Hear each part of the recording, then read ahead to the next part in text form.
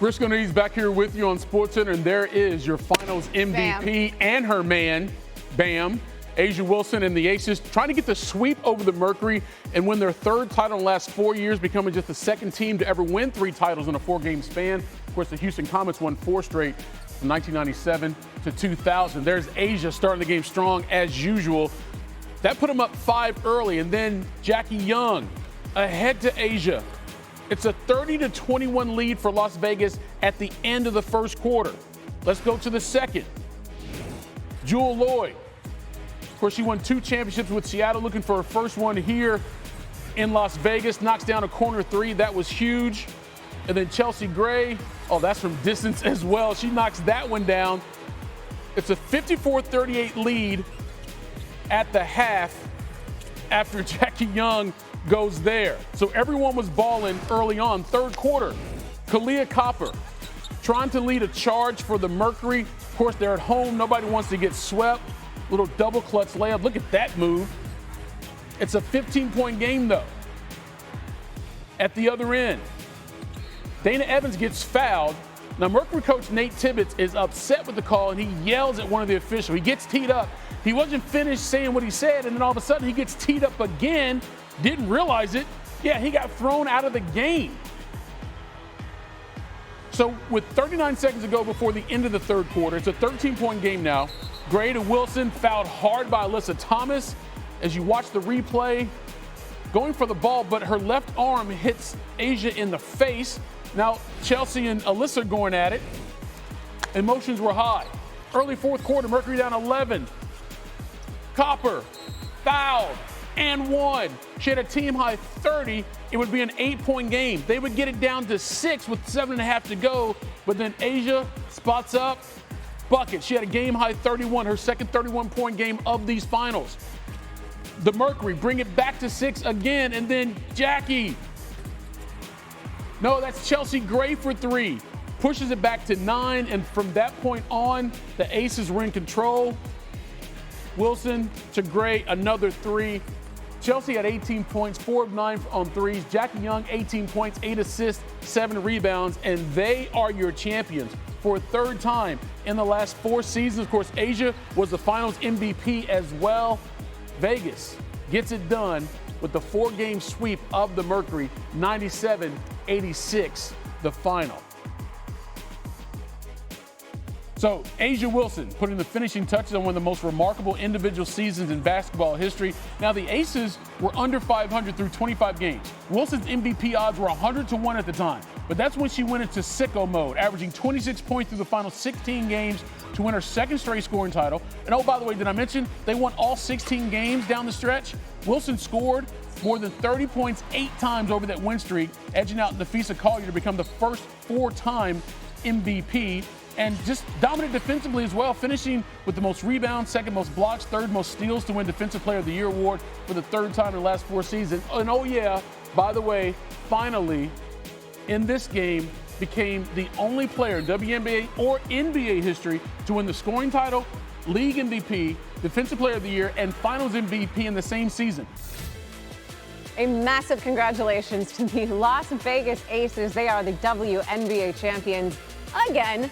Their 3rd title in the last 4 seasons. Look at all of the love pouring in for that team from A'ja Wilson. Gotta love the Bam moment from the NBA, just everywhere. Hi, it's Briscoe Needs with you on SportsCenter. Also, we have our coach with us here in Carolyn Peck. What a game. It was a game. What a game, what a series. And not to, poo-poo the Mercury because they also had a tremendous season. It was a tremendous season for them to get there, considering the teams they had to go through. But Carolyn was ready because she got her championship ring on. So let's show you what happened with the Aces and the Mercury. Game 4, because Las Vegas won the first 3 games. And there is A'ja Wilson trying to collect all the trophies to add to a resume that may go down as the greatest WNBA player of all time. This is a big moment here. They were only up 6 with about 7 minutes to go. She knocks down the jumper. And then here, Chelsea Gray, that was big as well because they started to push that lead out a little bit more now. It's 87-78. Another bucket to the rim is Jackie Young. A'ja had 31, her second 31-point game in this final, ties a career high for her. Jackie Young went for 18, 8 assists, 7 rebounds, and Chelsea Gray went for 18 points as well. She made 4 of 9 threes. They've won 3 titles now in 4 years. Wow. So how do you put this into context? Because granted, so they went in the sweep, right? So the game itself to me is like whatever, because this run they made being 500 at one point in the season, and then win every game to end the regular season, get to the playoffs, and now they've won 3 out of 4. How does the team even do that? You got to have that no-quit mentality. And I think that's what the Aces had. They were like, okay, things are tough, but you don't give in. And the thing that was so impressive to me in the playoffs was the mental capacity of, with different things that were thrown at them, they didn't get rattled. They didn't lose their heads, and that's why they kept their nose to the grind and led them all the way to the championship. You also have to give credit to, obviously, Becky Hammon, who has won all 3 of these titles with the Aces as well. And she even has acknowledged during some of those tough moments throughout the season, she had to change her coaching style a little bit.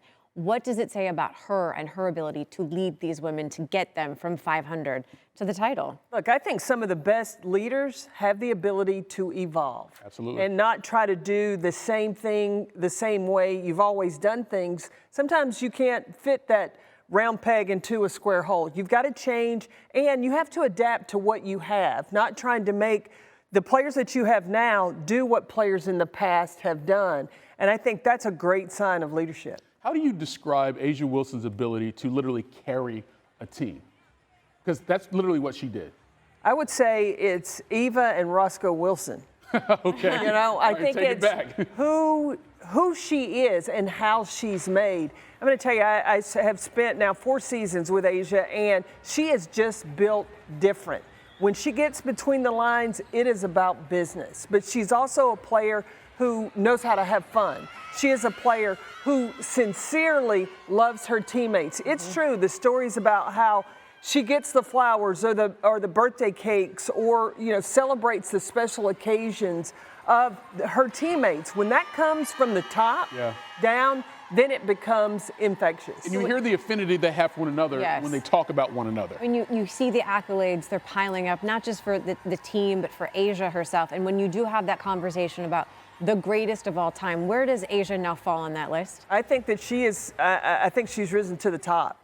When you look at now, she has 3 championships. She's a 4-time MVP. The records that she has set in this league, the number of 30 points, the number of double-doubles, I mean, she is setting the bar or the standard that now other players that are coming in the future will now have to really strive to try to knock her off. And let's be honest, she set a new bar in this one, because this was the first 7-game series for the WNBA, and already, I mean, it had to go to somebody, but A'ja has scored the most points in a series of this length to this point. So another new bar has been set. Right, she just keeps adding them to her resume. Yeah, but let's talk about this team, though, in general, the unselfishness. First, it starts with A'ja Wilson, and she gives, but then when they were struggling, and it was Jewel Lloyd that went to Becky Hammon and said, Coach, I need to come off the bench. This is a player that has already won 2 championships, right?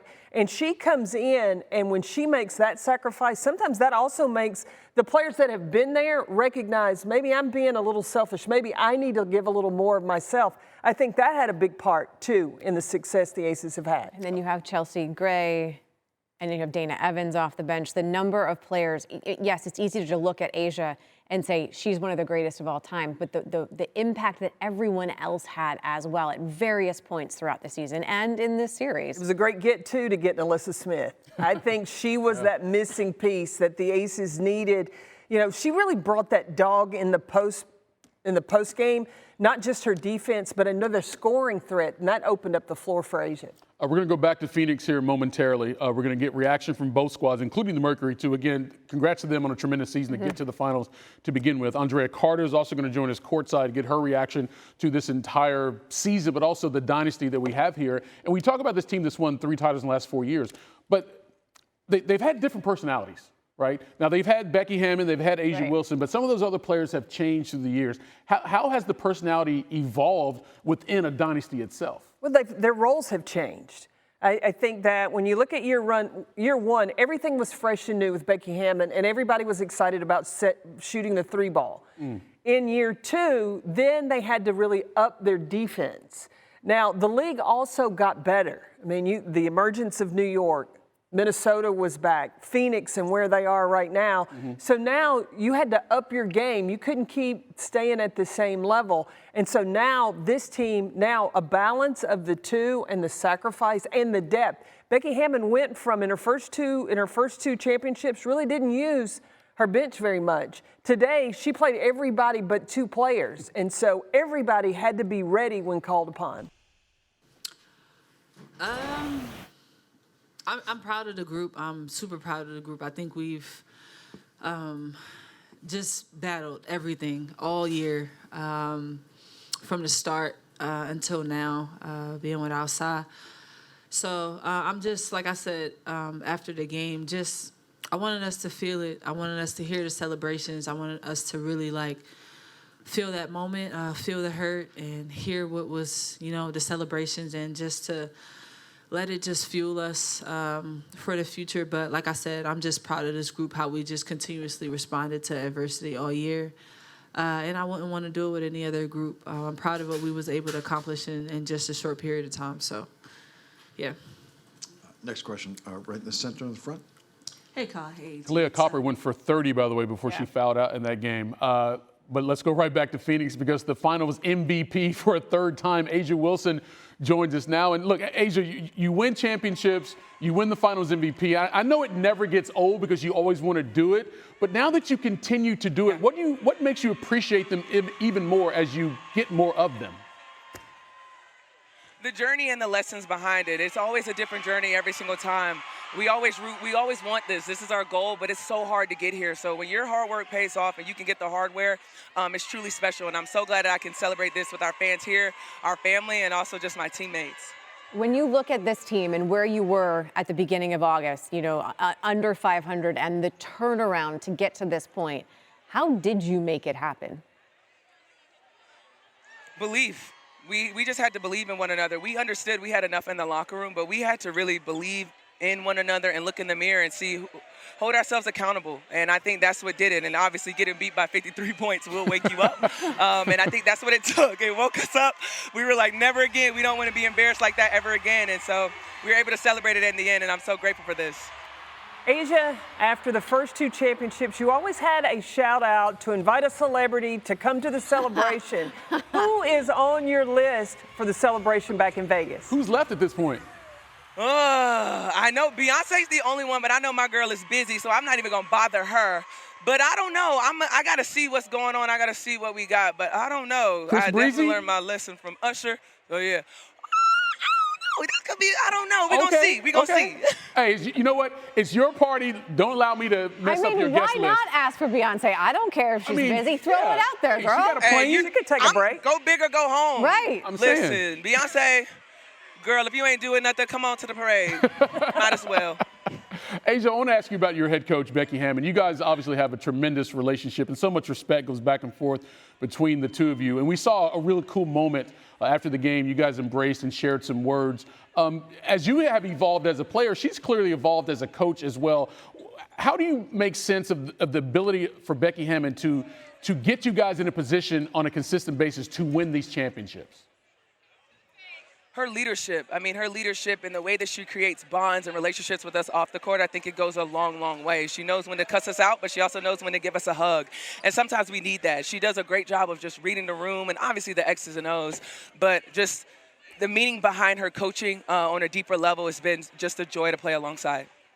Congratulations. We're going to let you go because you have some celebrating to do. But as you go away, listen to this. Wait. Listen to this. Because all you do is freaking win. Because over the last 4 seasons, A'ja Wilson is a 3-time league MVP, a 3-time champion, and there is no other player in the history of the WNBA or NBA that's won scoring title, defensive player of the year, all that stuff in 1 year. That is you, girlfriend. If you didn't know that, now everybody knows.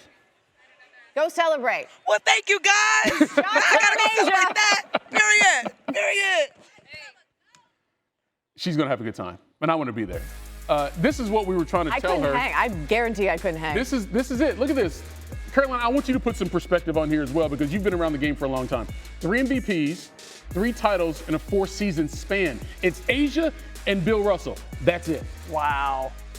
And she's only 29. I can't get over that part as well. Yeah. The ceiling for this team is what?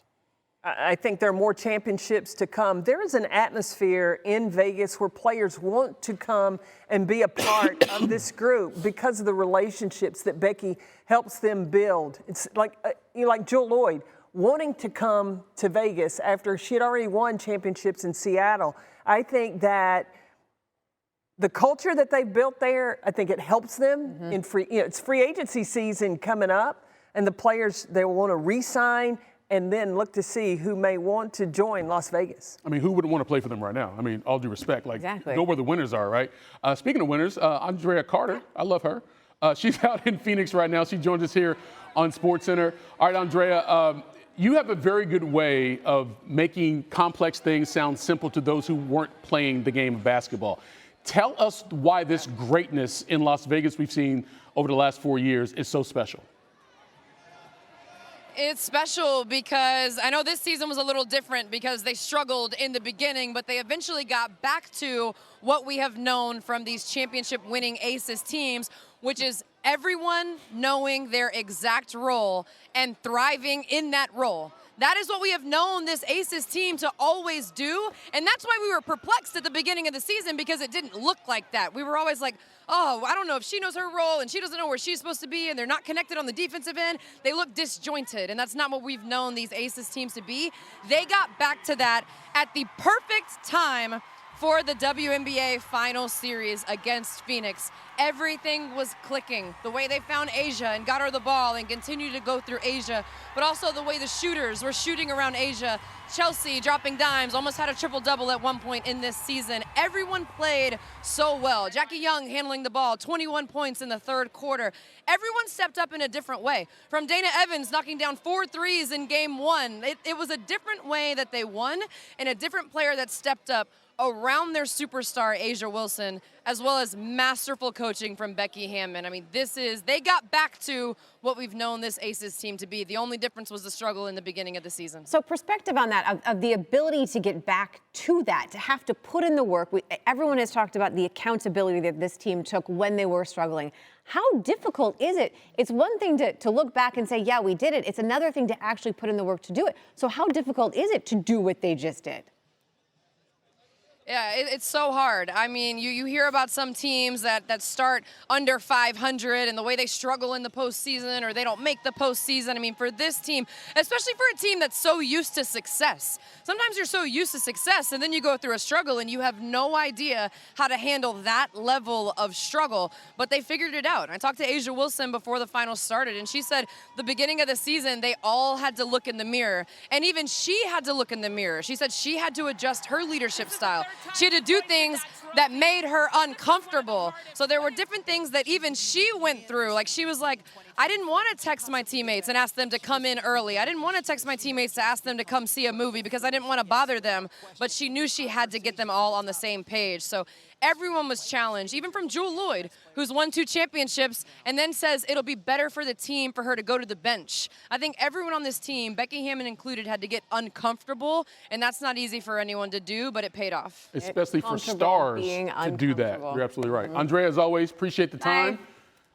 Carolyn, also appreciate your time, and I guess you got a parade to go to soon? It's going to be popping in Vegas, right? Well, I'm waiting for an invitation from A'ja Wilson. We all are. A dynasty confirmed and fulfilled as we say hello from inside the Mortgage Matchup Center. Elle Duncan alongside Andraya Carter and Chiney Ogwumike for an Aces team that has found a different way to win every single game of this finals. Leave it to them to lean on their big 3 to clinch. And we have to start with A'ja Wilson when it comes to that big 3, because she is the start, she is the finish, she is the middle, the beginning, the end. She is everything for this team, and they know it, and they embrace it, and she embraces it. From a game winner in game 3 to a 30-point performance in game 4 to clinch it all, she was incredible. Not even her best shooting night. Continued to play through it, continued to knock down free throws, continued to play hard and effective on the defensive end. She doesn't let anything faze her. She's so unbothered, and it spreads to the rest of her team.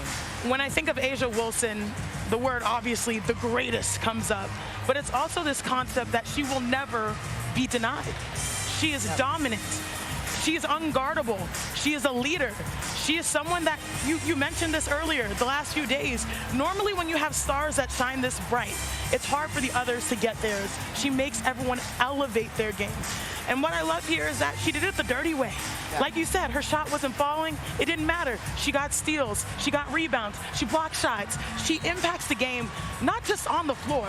She is the standard for everything that is great with the WNBA, also off of it. How she carries herself, how she leads, and what people forget is the word I think of also is resilience. Yeah. This is a franchise that was struggling for some time. Then they came to Las Vegas, right? They got 3 back-to-back #1 picks. There's a lot of pressure to deliver. They've done exactly that. This is truly a dynasty. The franchise was struggling. This team was struggling at the beginning of the season. A'ja said everyone had to look in the mirror and figure out, who am I? How do I contribute to this team? And you watch them out on the floor in this game, they figured it out. Everyone thriving in their individual roles, from the points they got off the bench, to Jackie Young getting assists, to Chelsea Gray with dagger threes.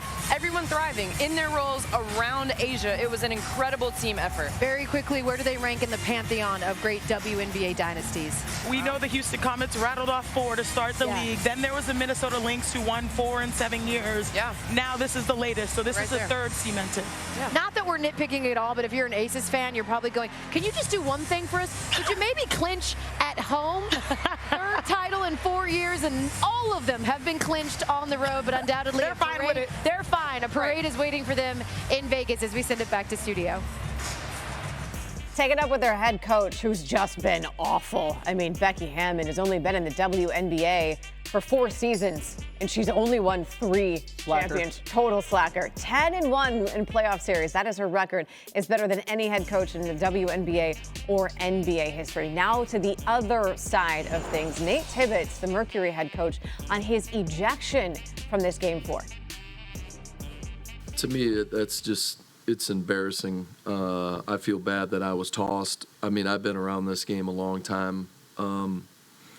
I mean, I think it's one of the weakest double technicals ever. I didn't even know that I got the second one, to be completely honest. I don't understand it. I feel bad for our team, our fans, my family. Like, it wasn't needed, in my opinion. Now, I'd love to hear their call, but yeah, it was weak. I mean, we're playing for our playoff lives. I mean, most coaches, when they get tossed, like, you're doing it on purpose, right? And that was not my intention at all. But you know, there's been issues with the officiating all year. And to me, that's, I don't know. I'll have to look at it. I feel like I didn't deserve that, but yeah, I thought it was bull. Okay. There's that theme again, though, officiating, which has come up so many times, not just throughout the season, but particularly in the playoffs. And then to have it be a storyline in the title clinching game is problematic. It is. Now, having said that, he was very close to her physically. Yes. And then the last thing he said, he did like a little head nod. Yes. And it didn't appear as if he touched the official, because if you do, that's automatic ejection. But he could have spit on her or something like that. Even if it was incidental. It's going to get you tossed either way, Yes. right? So, again, also, no guarantee would have had any change in the outcome of the game. Absolutely not. No. Well, the champagne is flowing in the Aces locker room there in Phoenix, and for good reason. They've won their 3rd title in the last 4 years. Oh, at least they're mixing in some beer as well. So, like, I appreciate that. A bad combo on the tummy, though. Is that Becky dancing? I think that's Becky. Oh, yeah, I recognize the ponytail. Continues now at the podium. Becky has just been so effusive in her praise of you guys over the course of the season. I'm wondering, after 3 titles in her first 4 seasons as a head coach, what do you think about the standard Becky's setting? Is anybody or me? Anybody, but I guess you have 2 mics, so. 2 mics. Becky has done tremendous things for this franchise. And it's not just her basketball mind. It's the way that she can, like, you know, form relationships and bonds with people. And I think that's when you see winning cultures, is when your leader is so poured into you. You want to win and play for her. So we're grateful. Obviously, you keep bringing championships to Vegas. And we're just happy to be on the ride with you.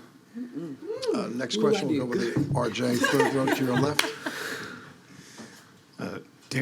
Danny Webster, Las Vegas Review-Journal for Asia, Chelsea, or Jackie. The journey hasn't been the same the first two times. 2022, obviously the first one. 23, go on the run, go back to back.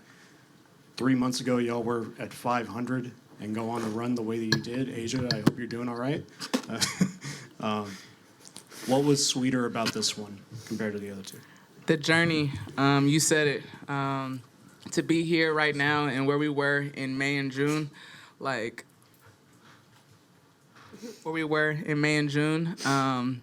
were a lot of doubt besides in that locker room. We had confidence in each other. These two. So I'm just really proud of how we just stayed the course and we trusted the process the entire time.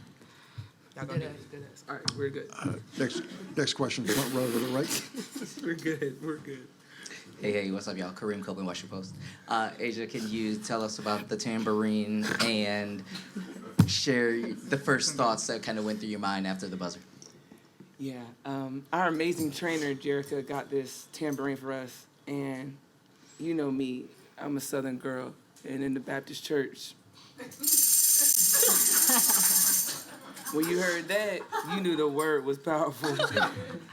And so I think this is it's letting everybody know that the word was powerful for us today. And this whole season, God has been over us this whole time.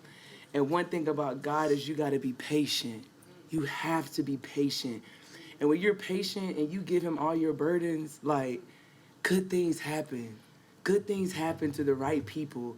And that's what you see in this locker room today. So this tambourine, and I know everybody laughing, and it's funny, and it is funny, it's cute, and it's pink. But this is a symbol of just the joyfulness we have right now. And I'm grateful to be with this bunch. And that ain't the alcohol talking.